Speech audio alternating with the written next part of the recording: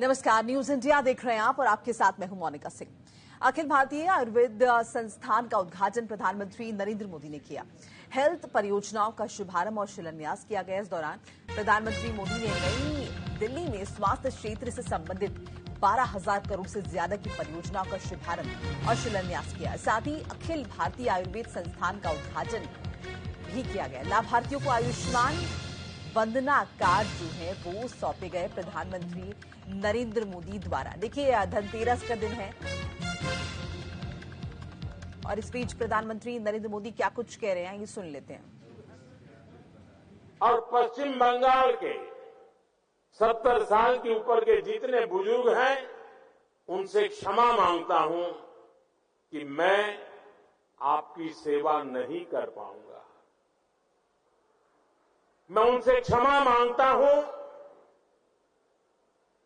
कि मुझे पता तो चलेगा आपको कष्ट है, मुझे जानकारी तो मिलेगी, लेकिन मैं आपको सहाय नहीं कर पाऊंगा। और कारण, दिल्ली में जो सरकार है और पश्चिम बंगाल में जो सरकार है, वो इस आयुष्मान योजना से जुड़ नहीं रही है। अपने राजनीतिक स्वार्थ के लिए अपने ही राज्य के बीमार लोगों के साथ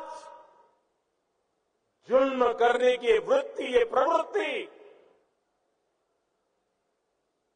मानवता की दृष्टि से किसी भी तराजू पर खरी नहीं उतरती है। और इसलिए मैं पश्चिम बंगाल के बुजुर्गों की माफी मांगता हूं, मैं दिल्ली के बुजुर्गों की माफी मांगता हूं।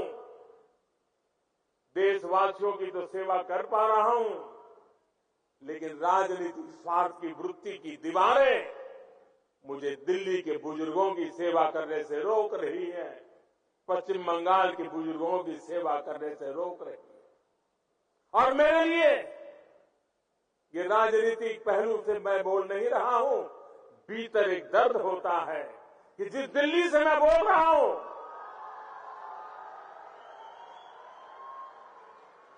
दिल्ली के भी बुजुर्ग मेरी बात सुनते होंगे।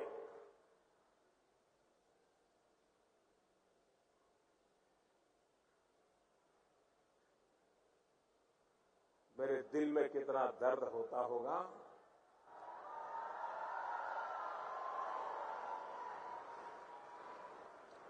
मैं शब्दों में बयान नहीं कर पाऊंगा। साथियों, गरीब हो, मध्यम वर्ग हो, सभी के लिए इलाज का खर्च कम से कम हो, ये हमारी सरकार की प्राथमिकता रही है। आज देश भर में 14,000 से ज्यादा पीएम जन औषधि केंद्र इस बात के साक्षी हैं कि हमारी सरकार कितनी संवेदनशीलता से काम कर रही है। जन औषधि केंद्रों पर 80% डिस्काउंट पर दवाइयां मिलती है।